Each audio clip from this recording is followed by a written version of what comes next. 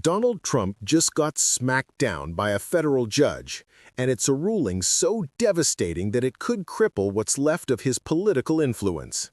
The self-proclaimed law and order president has once again been caught breaking the law, and this time the courts aren't having it. In today's breaking story, we'll expose how Trump's desperate power play during the government shutdown just backfired, big time. While millions of Americans worry about paychecks and food prices, Trump's administration decided to hand billions to foreign allies, fire federal workers, and reward the same corrupt cronies who bankrolled his campaign.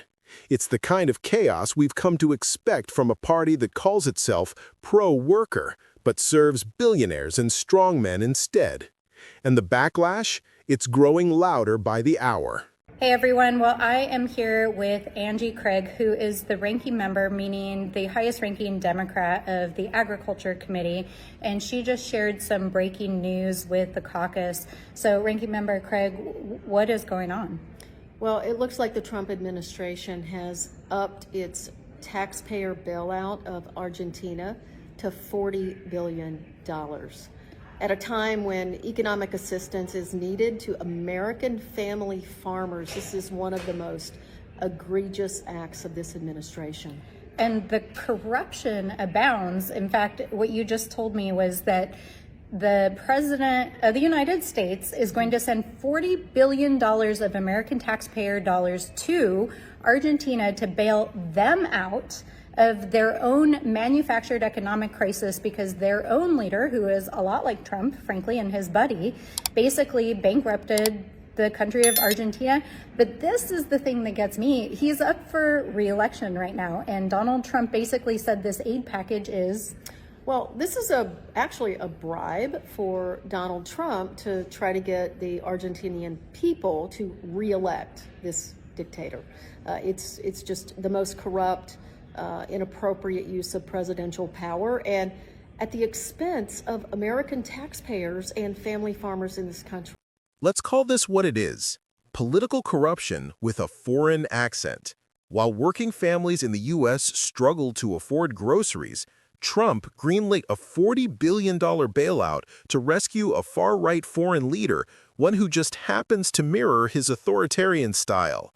And that's just the start. And it's perplexing to us that Republicans refuse to spend a dime to protect the health care of the American people. But somehow the Trump administration found $40 billion to bail out a right-wing wannabe dictator in Argentina in ways that are also going to continue to hurt our soybean farmers in Iowa and in the Midwest. That's outrageous. This is corruption in real time.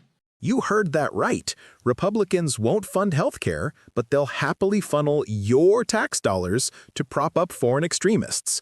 The hypocrisy is staggering, even by GOP standards. And when Democrats demanded accountability, Trump's team lashed out. Why did you refuse the National Guard on January 6th? Shut up. I did not refuse the National Guard. The president didn't send it. Why are you coming here with Republican talking points as if you're a serious journalist? The American people want to know we still have... That's the tone of this administration: dodge, deflect, and deny. But when it comes to breaking the law, denial only goes so far. Because just hours after that exchange, a federal judge stepped in and delivered the blow Trump never saw coming. A federal judge has officially blocked Donald Trump's plan to fire thousands of federal employees during the government shutdown, calling the move arbitrary, capricious, and an excess of authority.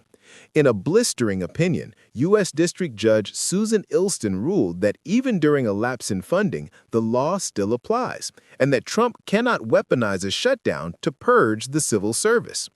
Court records show that the Department of Justice arrived completely unprepared to justify the mass firings. When the judge asked how firing federal workers during a funding lapse could be legal, the government's own lawyer admitted they didn't have an answer. "You're firing employees and can't explain the law?" she snapped, a quote that now sums up the chaos of the Trump era perfectly.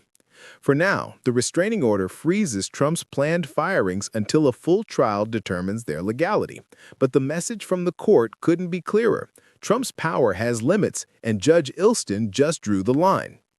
And there it is, the sound of Trump's empire cracking under the weight of its own corruption.